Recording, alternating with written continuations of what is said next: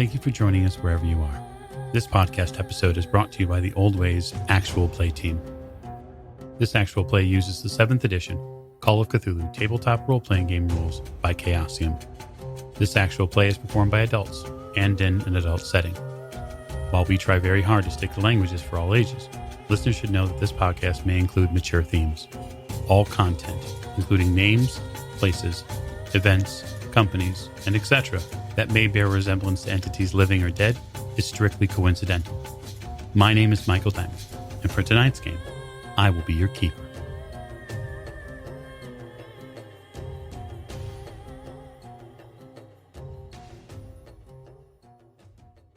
Thank you for joining us again on another episode of the Old Ways podcast. I'm your keeper, Keeper Michael, and we return to Masks of Nyarlathotep in the Egypt chapter. And so, at the top of the show, I'd like to thank all of our Patreon supporters and all of our listeners abroad and here in the U.S. We certainly hope that you are having a wonderful time wherever you are. We appreciate and thank you for your listening ears. And so, we're going to get to introductions. To my right. This is Tiffany, and I play Maeve O'Shea, and we did stuff. You did. That's not helpful. You did stuff. What stuff did you do? We found a place. That's true. You did? In an area. Adjacent to another area. Right. Very With good. things. Very good. To your right. This is Morgan. I play Lillian Lane, and I'm still a little tired from touching a building. You are, indeed. You had a moment with a building. And I think that really summarizes most of what you'll probably be doing in Egypt. You're having a moment with a building. At the end of the table. Jake, I'll be playing Jack Doyle, and we're going to an antiquity shop, so I might pick up a statue or two. Or 5. Or, a Are dozen. you going We'll to pay see. for them? We'll see. Probably not. Are you feeling a little twitchy there, Mr. Doyle? A little bit. Good. This is Lonnie, and I'm playing Adel-Zar, their humble guide and the best dragoman in Egypt, So I hear. although they don't know it. Not yet, but they Just will. ask him. Just ask him. He'll tell you. Right. Exactly. And next to Adel. This is James. I'll be playing Dr. Sigmund Tartenbach, and I am enjoying all the shopping and sightseeing, yeah. By sightseeing, do you mean all the hashish you're trying to get? Oh, yeah. Yes, Sightseeing. And the opium? Oh, yeah. Right. Well, I trust, it's in case we need it. It's not with me. And last but most certainly not least. This is Alex. I play Saint-Baron, who is contemplating the nature of double consciousness in the sense of always looking at oneself through the eyes of others. Fantastic. And so we are going to open tonight on the streets of Egypt. The streets here, heavily packed, also probably a little seedier than most of you are used to operating in, except you, Adel. You have a fair grasp of the city and its different places. You wouldn't call this place seedy as much as you would call it... It's a working man's area. Sure. From a lot of different backgrounds. Exactly. Many different people work here. But that said, it's fairly clear that this shop is Najjar's. You can tell it by the beautiful script that sits outside. It's right there on the sign. It's certainly less burned than the last building that you saw he was connected to, and so that's something. The day is early. You're all standing outside Najjar's shop. You can tell just from the slight windows here that are available, there's an awful lot of antiquities inside. It's kind of packed to the gills, so to speak. So what are you doing? Examining the big front window, yeah? There's a Or couple a of front window. Yeah. Okay, I'll be perusing the front window while they make a decision. I'm going in. Yeah, I will gesture for whoever's going in to go in. Certainly. Is anyone specifically staying outside? I am. No, there's too much stuff inside. I gotta go see. Okay. I'll go in. I'll wait outside. Okay. So a couple of you head inside. The door swings open. There's a bit of a dusty film that comes through with you. There's almost the dust from the streets comes in. I'm sorry, the dust has gotten to me. I apologize. The shelves here are just as you perceived them outside. They are tall. They are slightly thinner than some of the other product shelves that you're used to shopping around with Miss Lane. and there are antiquities from all over the place in here. Mostly Egyptian or Arabic in this regard, but there are pots and there are probably icons. There are idols of many different deities here.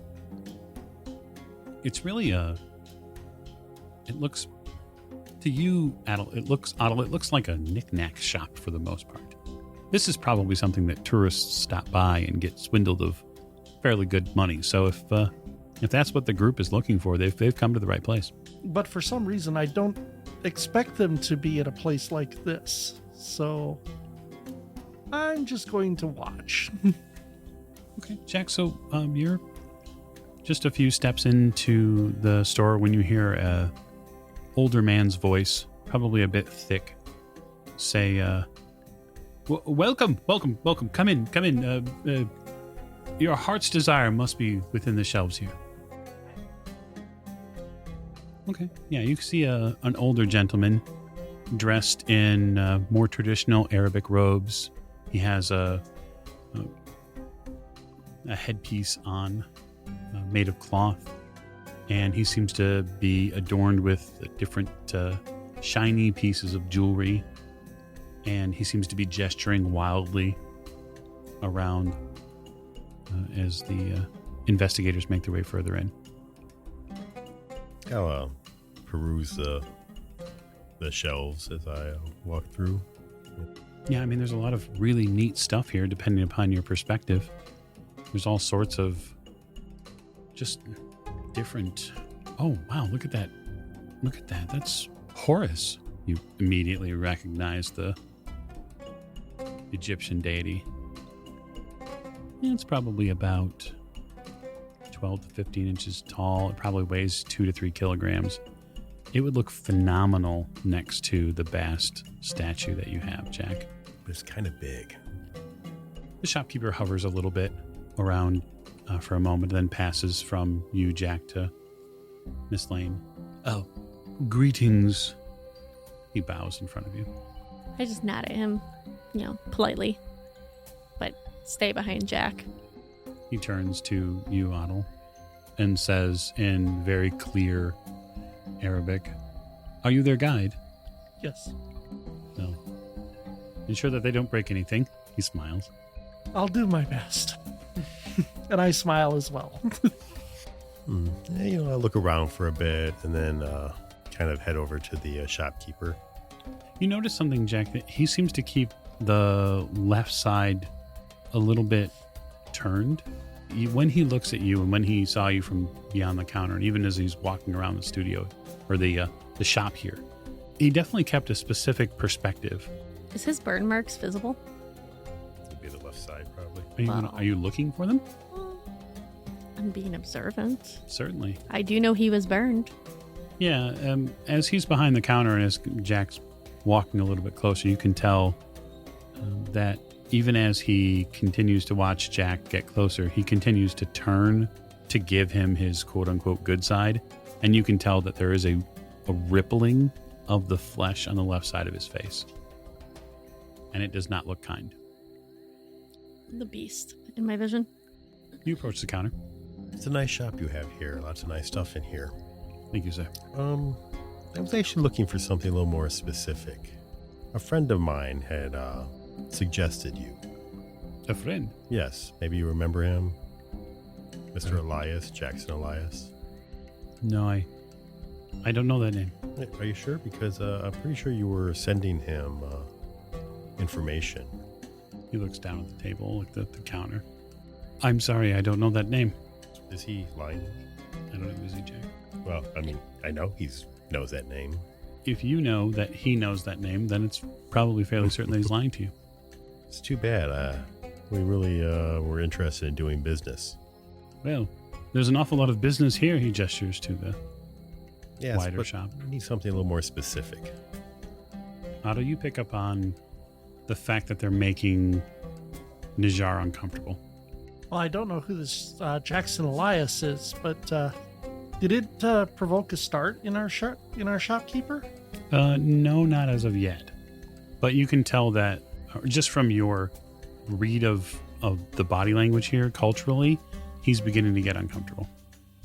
Well, there are many fine items here, and I'm certain if you're looking to do business is something that we can do. What we're looking for specifically is more in the way of information. Well, information is but one commodity, but what is there something specific, perhaps? You were helping our friend, Mr. Elias. You were getting stuff for him. We would like you to do the same for us. Specific information about a group of people, a brotherhood, if you will. His eyes get really wide. I have nothing to do with them. Well, I'm sure you don't. No. I will have nothing to do with them. Nothing. They have no need to know that you said anything, you did anything. No. He begins to shake. I cannot. You see him almost like turn full to face you, and you see the remnants of what they have left him for the left side of his face, and it reminds you of war victims. I understand. No. You do not understand. I know what happened to the other shop. I know what happened to the other shop. You know. You know. Lillian? I was there. We just came from your other shop. We saw the remnants of what happened. Some of us felt the remnants of what happened. And you were scared, afraid of for your life. The big beast that came down from the sky. He says a word in Arabic. I know that word. You do. He says the word demon. We're not here to cause you any trouble.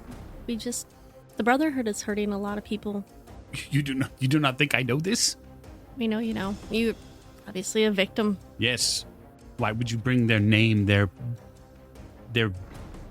whispered purpose in our land back into my store? Why would you bring that to me? We don't want to hurt you. You are already hurting me. I understand. Just help us, and we'll leave you alone, and we'll take any danger we have with us. All right, Jack. It is charm or persuade. It is a hard... I'm not even going to try to intimidate because I know it's not going to work. Can I help it? No.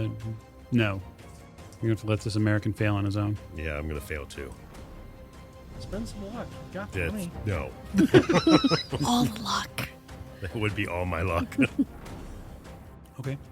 You ask for help, and he says no in a very strong tone.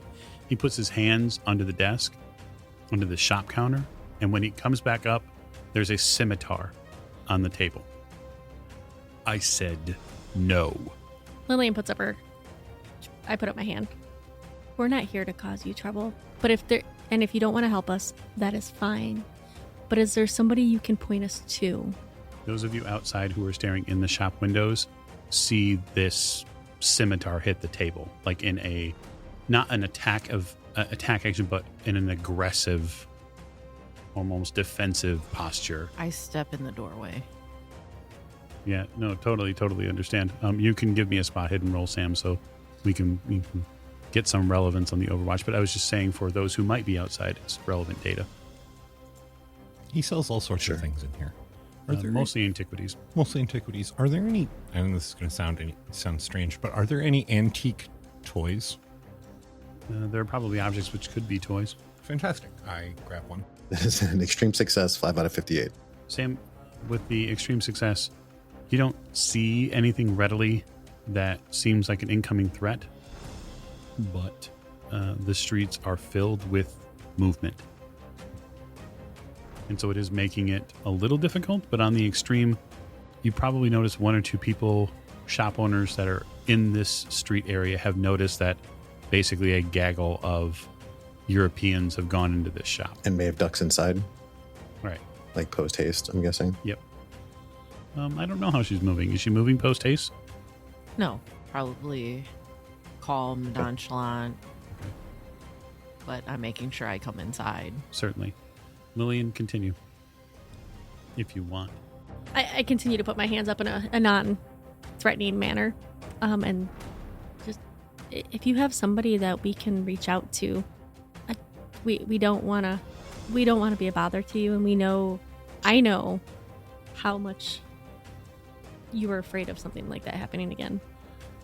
He looks at you almost incredulously and says in Arabic, those of you who can hear Arabic and understand Arabic in the verbal sense, not written obviously, he says, how is it that Allah has cursed me with these people? Can I roll persuade? Certainly, it's a hard difficulty. I'm listening and also looking for interesting things. You know, Certainly. like scaled things. I mean, if you're looking for snakes, you're in the right place. There's tons of them around here. Particular ones. Sure. Lillian, go ahead. Fuck yeah. I got a 23 out of 75. Okay, that's a hard success.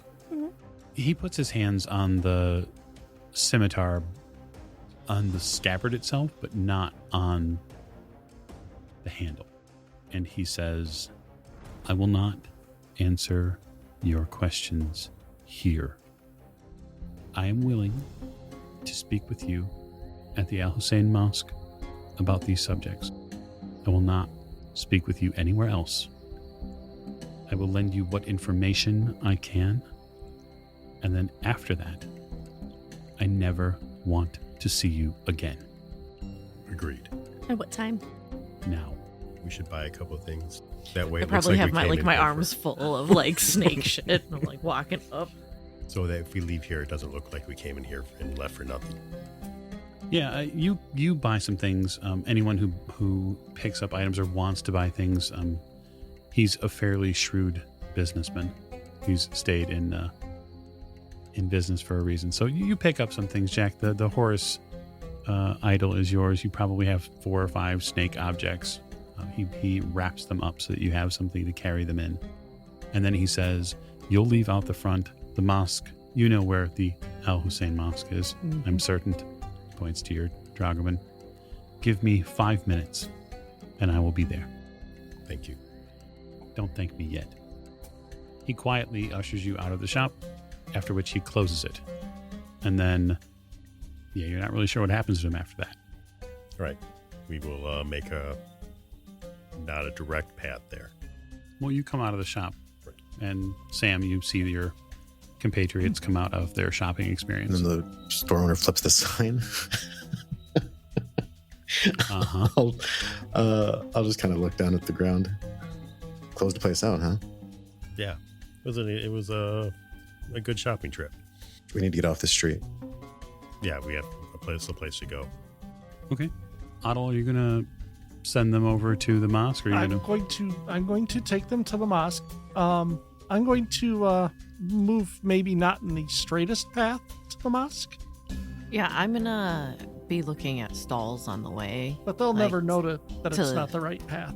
to make it look like we're still shopping. Sure. So you make a somewhat circuitous way to the mosque. The Al Hussein Mosque is a old and well-respected mosque here in Cairo. You would likely believe, Otto, that it's very telling that Najjar won't even speak, basically until he's on holy ground. Yeah. That does concern you. You don't know what your clients are up to, but it's now a little bit more concerning. When you arrive at the mosque, there are grounds, right? So the mosque isn't just one building, it's the entirety of the grounds. And you see Najjar there. He is under a cypress tree in a bit of shade, and he is pensively waiting. Are we allowed to all go to the cypress tree? Yes. Because it's outside. Yes. Outside is fine. Inside the actual temple, you would have a problem. You gather around, or you approach him, or It seems a little oppressive for all of us to do so. So are there any nearby bookstores? I mean, nearby. Mm-mm. No? Nope. I take in the culture, honestly, of having never probably experienced a mosque before. Sure. But a goggle, just like, wow, this is fantastic, Mr. Czar, Perhaps you could show our friend the doctor around a little bit. I'll go with the doctor. Okay. Forgive me for asking, but do you speak Arabic? No, but he speaks English. Allow me to say that although I am a person who is well educated in English, there are things that do not translate. You don't want to be in this conversation. After a brief moment, I will follow Miss O'Shea. Okay. So that would leave Sam. I'm staying within earshot of the meeting, still just acting as a sentry at this point, making sure that us coming from the marketplace wasn't, because I know people were watching us. I know those two are going off, or those three are going off. So that leaves, Jack and Lillian to talk to the shopkeeper? Yeah. Mm-hmm. So I watched them in the approach. Yep. Yeah, he does seem to keep the left side of his face, especially in the sunlight. He keeps it covered. But I'll stay in earshot. Okay. He backs up a little bit when you arrive. Like he backs maybe another half a foot up into the coverage of the cypress tree. We'll approach. He looks at Miss Lane. I give him a smile. I try to appear non-threatening. I mean, He doesn't appear to have his scimitar on him. Well, that's good. That's good. Thank you for meeting with us. Your questions, ask them. What can you tell us about the Brotherhood in the area? All sorts of things. We've had dealings with them outside of Egypt. I can only imagine that they are stronger here. That is for certain. Do you know who's in charge of them here? I do. Name? Certainly. You want the information, yes? Yes, Not all information is free. of course. I run but a humble shop now. We'll pay you well for it. What is one man's well to another man's good? How much? Well, it depends on how much your information's worth. I know more about the Brotherhood than you think. I know what they're doing. Do you? I was contacted and contracted by a man, a Frenchman, Morn Bessett. We're familiar with the name. Bessett was acquiring... He was an agent acquiring items for an American, Roger Carlyle. And he had become consumed with the idea of the Black Pharaoh. This unknown, hidden Pharaoh of Egypt. So, Bessett paid me to acquire items for Carlyle. And I did. I acquired an ancient scroll written in hieroglyphics. Powerful one. One that spoke of a secret entrance to a pyramid. A path. I managed to even get my hands on a bust of the Black Pharaoh himself. Small drum. Had some sort of strange writing on it. I have no idea what it does, but they said it was worth quite a bit. I even acquired other pieces of parchment, papyrus that spoke of the Black Pharaoh as well. And finally, because Bessett pressed me, I managed to acquire the crown of the Black Pharaoh, a circlet with he holds up his rather pudgy thumb, a beautiful zircon crystal the size of my thumb in its center. And after acquiring them for Bessert, I never heard from him again. And all these items went to Bessert. They did. Do you know which pyramid they were talking about in your in your scroll? No, madam, there are many pyramids in Egypt, if you are unaware. I was unaware that there was such a large number. Well, the Valley of the Kings is the graveyard of the pharaohs. There are pyramids for many of them. So did the Brotherhood come after you for acquiring these items for Carlisle? I believe that there is one man who came after me. This leader? The high priest, yes. A dangerous man. Have you ever heard of a man named Edward Gavigan? Only by reputation. The Penhew Foundation is here as well. They're currently digging, Clive Expedition is currently digging here. At my Cernius. What's the name of this high priest? He leans in. Omar Shakti. Do not speak his name, for on it rays and demons of flame follow. He is a dangerous man. Where are they located? The Brotherhood is all over, eyes everywhere, perhaps even here. He looks around. They don't have a temple or something. No. They are secretive, as are many cults. Is there anybody else we should be talking to? If you're interested in the Black Pharaoh, if that is truly your aim here, I can think of one person that I would speak with. They are not in town. There's an old wise woman. Her name is Nuri. She lives about 7 miles outside of town in El Wasta. I believe even that her son may have at one point worked for the Clive Expedition. Well, we thank you for this information, and we should reward you for that. Indeed. He sticks his hand out. All right, I'll give him 50. Okay. Does he smile at He that? accepts the money. Okay, good. He puts it in one of the pockets in his pants and then says to you, I certainly hope we never speak again. We will never darken your door again. He walks away. So, Otto, tell Yes. me, where are you taking the doctor and Miss O'Shea on your cultural excursion? Well, what I'd be doing mostly is trying to keep them on the grounds of the mosque. So I would be talking about the mosque and its history. And then if there's any other nearby landmarks that they could see from here, I don't want to get separated off from the rest of the group, given what they're doing. You know, the nice part about the mosque area for you is that you'd have the ability to take them to shrines or other areas which are culturally significant, or at least visually significant. The mosque grounds, Al Hussein Mosque grounds, has a fair amount of statuary or architectural stuff that you could walk them by. I know she's interested in snakes. Certainly, from her purchases inside the shop, you are well aware that she's And my jewelry and yeah. but you are able to keep that. If you're trying to keep the two of them in visual range, you could potentially do both if that's your aim. That's my aim. Then I'd like you to make a hard spot hidden roll.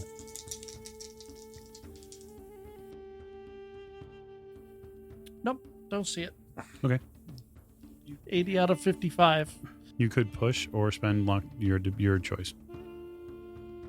I can push it, I guess. I really, really, really want to make sure that they don't do anything to like start Sure. a fight on the other end of Absolutely. the holy grounds. And They wouldn't do that. nope, 76. All right, it's fail push roll. Yep. So you are walking them through a section of the mosque, and you are going through, and kind of he's showing you this mosaic piece that's been put up nearby, and it's a beautiful piece.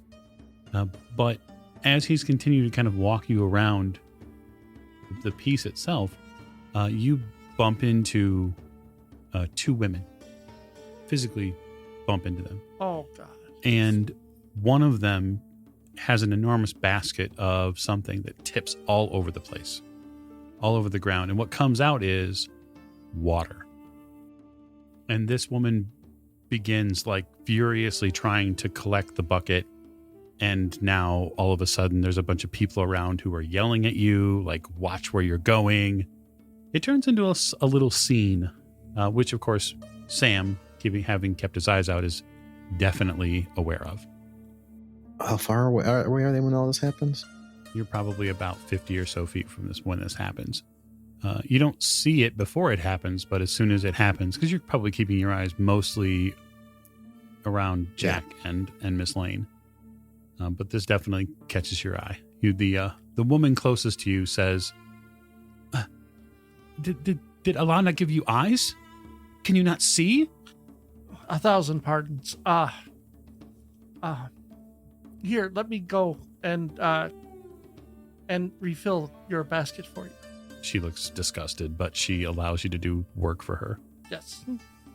I will tell them, just wait here. I'll be right back. Okay. You go back. You go to a nearby well, and you fill the basket. It is not far because a mosque is something that's going to have a well nearby. Yep. When you turn around and you begin walking back towards this woman who's waiting, you now see that there is a man standing next to her, watching you walk back with this water. Mm-hmm. And her eyes are now on the ground. Yep. He returns with this gentleman. A man has walked up and had a few words with this woman who spilled the water all over the place, and then he sees Otto come back. I set the basket down in front of her, Mm-hmm. and I say, there's your basket, mother. My apologies again. I look at the man and I say, 1,000 pardons. My clumsiness is legendary. He looks disgusted and instructs her to get the water over to the house, and then turns and leaves. It's only a slight scene, but these people know you. It'll get around. Oh, yeah. Doctor? The doc is watching all of this with rapt but concealed fascination. This is a completely different environment from what he is used to and grew up in. So this is, not to say alien, but this is all fairly alien to him. Certainly. So he is watching not just the obvious what's going on, but he's also watching the subtext of what everyone is doing, because he needs to figure out what... It's hard to place their psychology when he doesn't know the rules. Yeah. The cultural norms here are way different. That's exactly it. And so he's taking in as much as he possibly can. Mm-hmm. So, and watching with some, not trepidation exactly, but the interaction between Otto and the gentleman seems to have been something. There's something there, and he's trying to figure out what it is, but he doesn't want to be like, hey, excuse me. Yeah, I think for you, Doctor, it'd be difficult to put a finger on whether or not he is her husband or if he is her boss. Or both. Yeah. Yeah, it can be difficult. Miss O'Shea, the mid-morning to morning sun here in Cairo is fantastic. You've never been so wholly and completely warm. In fact, you think that under normal circumstances you might overheat, but you're not getting it this time. It's nice. Jack, you and Lillian finish up with Najjar. And, yeah, what are you doing now? I'm definitely sliding over to them as Najjar is leaving.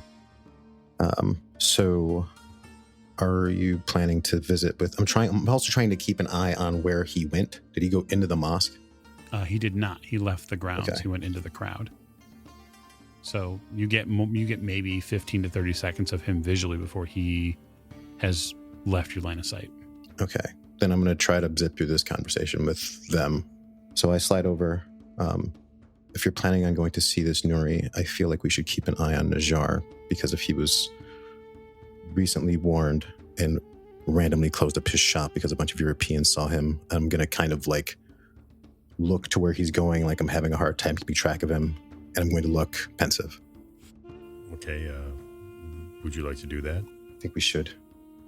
I'll meet you back at the hotel as soon as I figure out what's going on. We need to keep eyes on him. We're not the hotel, safe house. I just slip off and I try to keep up. Okay. As soon as I get a chance to, I will find some place to put my helmet away and like put a different hat on and try to slide into the crowd to keep an eye on him.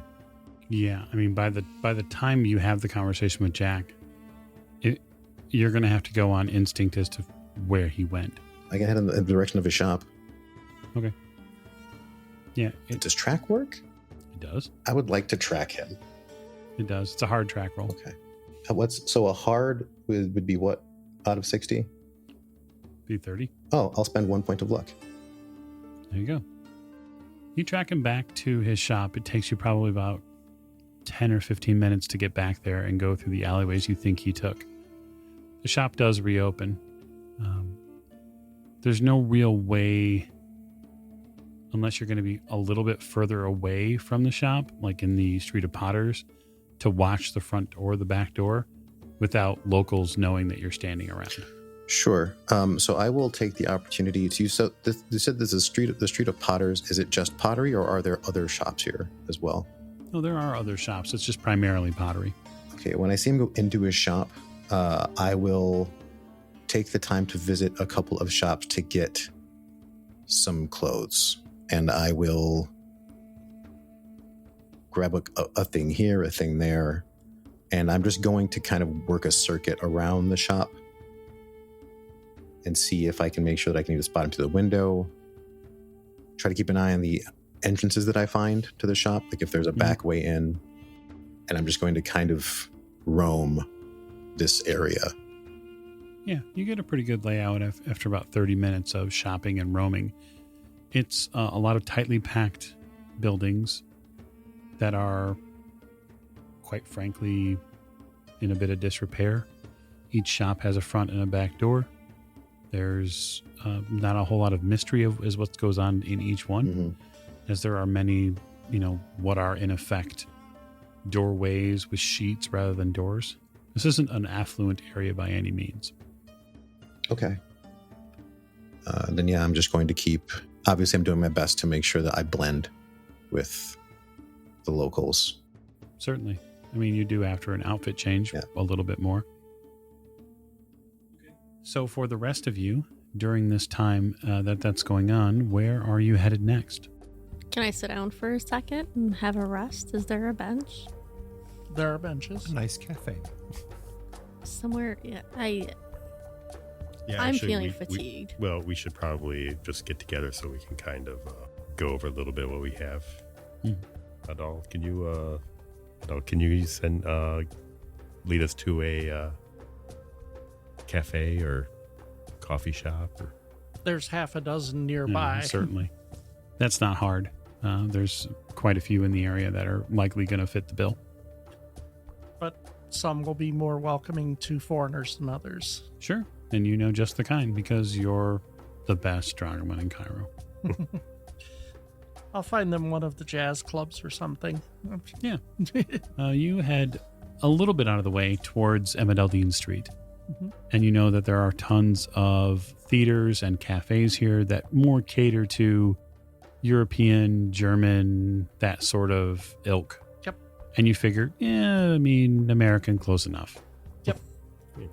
What's the difference? They all look alike. Right. So you find a nice jazz club that is currently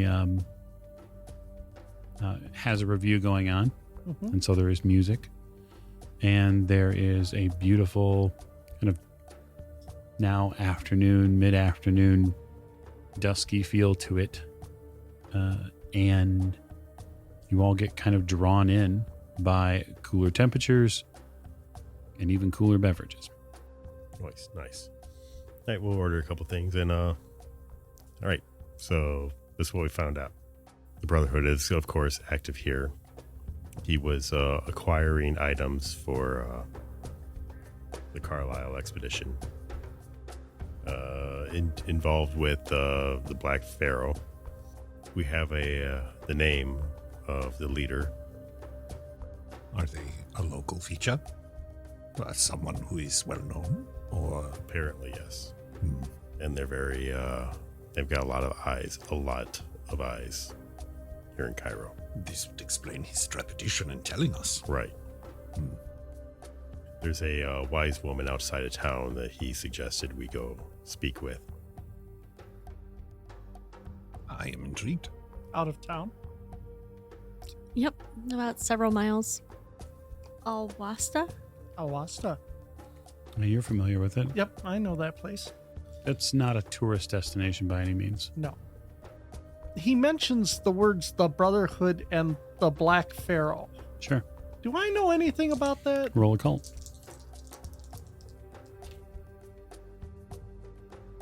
I do not know anything about it. 44 over 20. I mean, there are many brotherhoods that exist within Egypt. It could be one of several. But the Black Pharaoh is not something you've heard of before. So should we go see this wise woman? Well, what's the? I don't know how long it would take us to get there. I don't know. No, not long, but it is late. I don't mean today, maybe, since Right. it Well, is. yes, I think absolutely we should go see. So tomorrow? Yeah. Maybe we could pay a visit to a library, do some research or museum. It's up to you. On what are we researching? Well, anything to do with the Carlisle expedition. Oh, or like the scroll. Yeah. And do you want to go to the library and ask them if there are books on the Black Pharaoh? No, Okay. absolutely not. You guys can't read Arabic, correct? Oh, but we have a Well, dragon.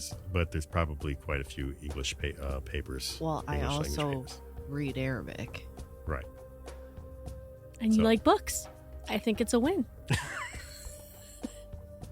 Yeah, sure. Why not? Because I'm sure that the Carlisle expedition made quite a splash here when they showed up. Right. We'll probably come across a lot of the same I've heard of the Carlisle expedition. Certainly.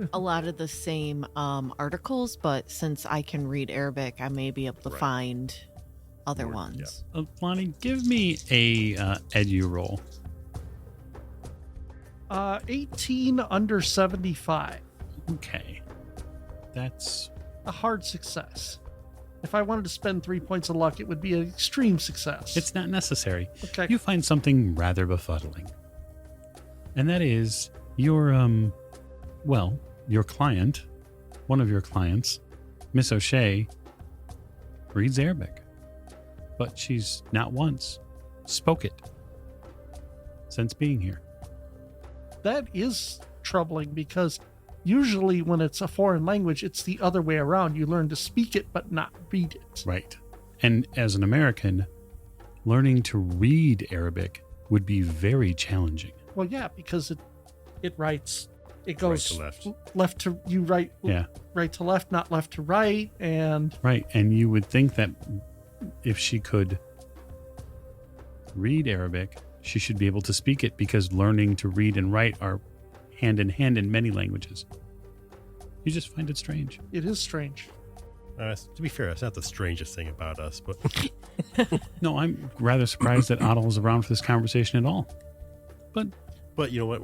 I'm trying to keep it Vanilla. vanilla. Yes, Right. I noticed that. And so for your part, just so you're aware, because you, as the Dragoman, you would know this, the 7-mile journey to Awasta is not a long trip. It's 7 miles. Yeah. And it's barely past, say, 2 p.m. We could go tonight, but You could go today. today, I mean, but I was kind of hoping we could have Sam with us when we took this trip. Mhm. And he's busy with something. I suddenly look around and notice that one of them is not with us. Yes. See what you got yourself into? I haven't gotten myself into anything. Everything is fine. So, Doctor, how does it sound spending a quiet evening in the library? Sounds wonderful. I've been wanting to read things since I got here. I do enjoy the sights and local culture, but too much over time can be overstimulating. And a quiet night in with books sounds the best. Shall we? Yeah. Offers Maeve his elbow. So I'm going to leave you guys at the bar for the moment. Sam, you are working your way around to a better view of the shop. I'd like you to give me a hard spot hidden roll. I gotta be hard. 23 out of 58. You see a couple of men walk through the street here. They look like they're uniformed officers. They don't look like they're Egyptian, though. When you talk about uniform, do you mean like formal uniforms or are these more like utility? Like soldiers. Oh, okay. Well, I will definitely keep an eye on them. Where are they going? So they are going from your pan vision, like left to right. They are marching their way down the street of Potters until they're approaching a shop. It looks like they're going to Najjar's shop. You're not certain, though. I will. At this point, I've probably got a pretty. I've been prowling for a while now, right? Yeah. How difficult do I think it would be to get in through the back? I mean, it wouldn't be impossible to break into Najjar's shop through the back. You're fairly certain, just from having done a couple of concentric circles around the alleys here, you know he has a regular door. Mm-hmm. And what time of day is it? It's just after midday. Okay. I'm going to try to beat them, basically. So I'm going to hustle around to the back quietly and delicately, but quickly. And I will make my way to the door and see if it's open. Okay. So I want a couple of things. Sure. First, I want a hard dex roll to see if you can beat them, because they are marching like stormtrooper style. They're very long gait, very tall men, and they are walking with a purpose. Sure. Well, it's a 65 and a 75. Okay. So you are not certain that you're going to beat them there. How are you going to prepare to get in through that door? So, well, first I'm going to try the door to see if it's open. It is not. It's locked. Is it like a regular tumbler lock or some sort of... You think it's probably a latch? Like, you probably have to, like, get a pick through and then try to figure out a way to fish something around to flip the latch open, or basically break glass to get in. Is there a window? Roll luck. That is a 33 out of 59. There is a window. Lovely. That's probably a bit easier. Indeed. I will opt to take the window, not off or down. I will try to open it. I want to open the window quietly and slide in.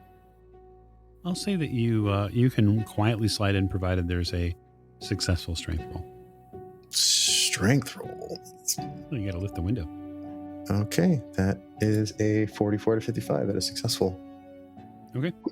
You lift the window. You hear shouting in a language you're not familiar with. You're not sure if it's coming from the inside of the shop or not. Well, they could be just outside. Mm-hmm. So I slip in and I try to get... I'm going to assume that I'm coming into some, like, either back room, either for storage, or maybe this is where his personal area is or something. So I'm going to try to navigate the space so that I can get a view on what's going on. So you hustle in through the window, yes? It's dark back here because it's his personal space. It's not lit by any oil lamps. There's nothing that gives this portion of the alleyway here off the Street of Potters any sort of additional light. So you get a little bit of diffused light. And what you see is horrific. You see a flayed man in the shopkeeper that you seldom spoke with just an hour ago. He's here dead? He's here, flayed out. His skin has been rolled up from his waist to his collarbone. The bone and flesh beneath that has been blackened, charcoal dark, from what you believe is heat. And there is a carving that's been done into the muscles across the chest. You don't recognize the word.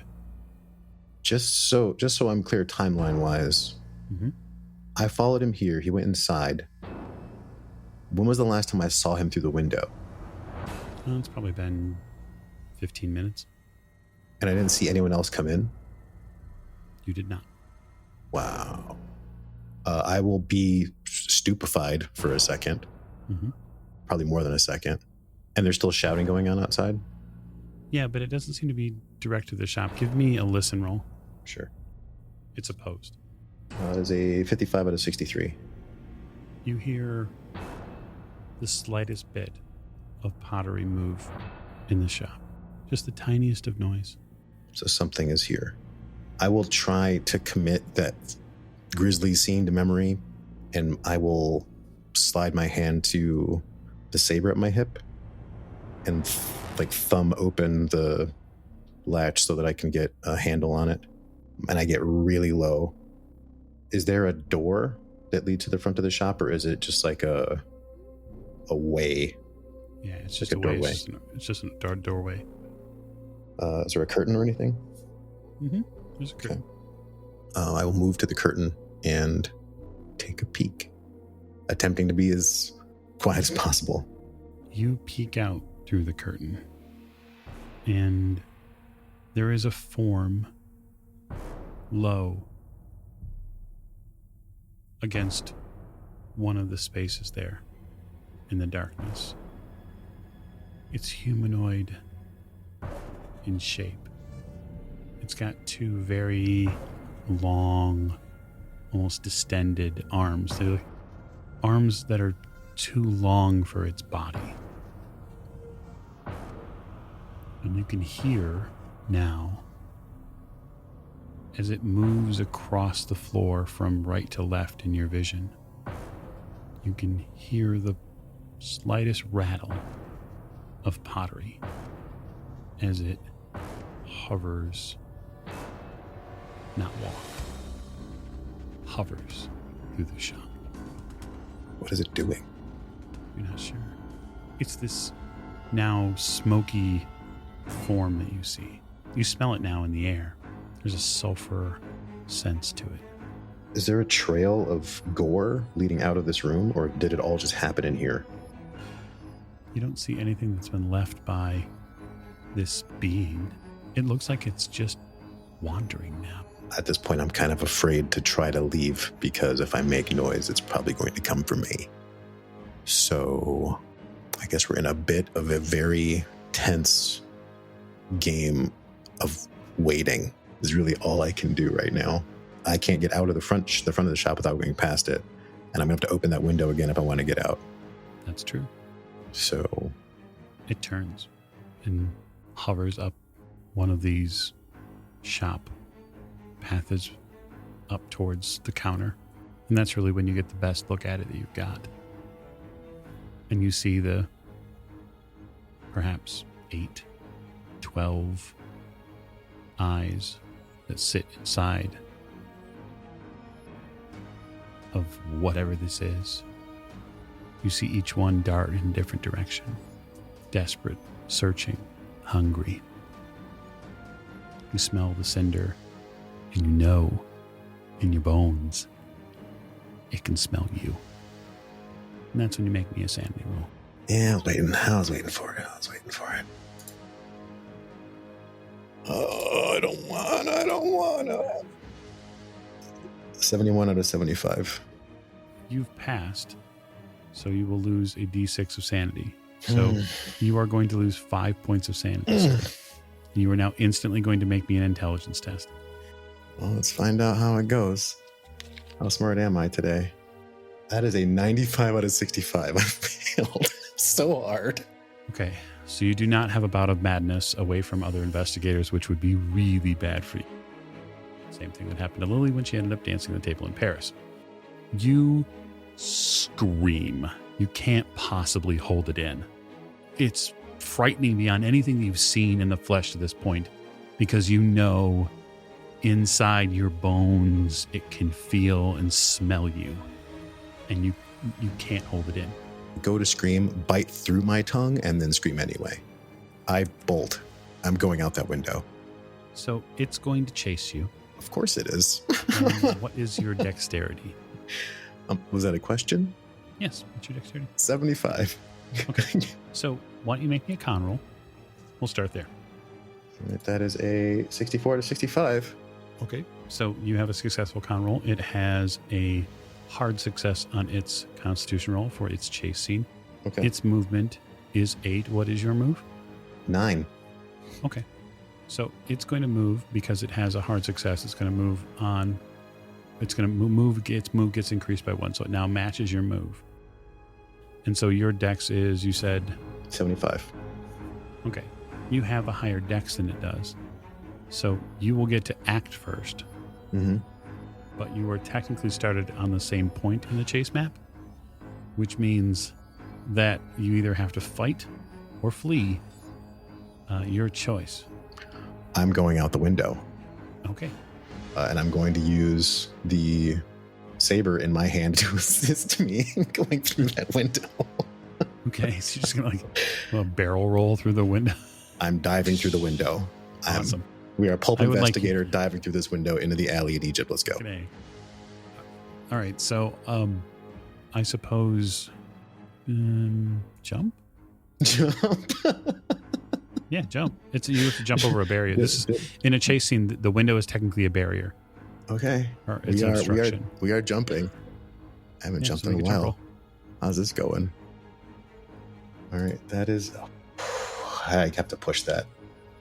I mean, you don't have to, but you can. No, I do. I have to push it. So I'm going to grab whatever is.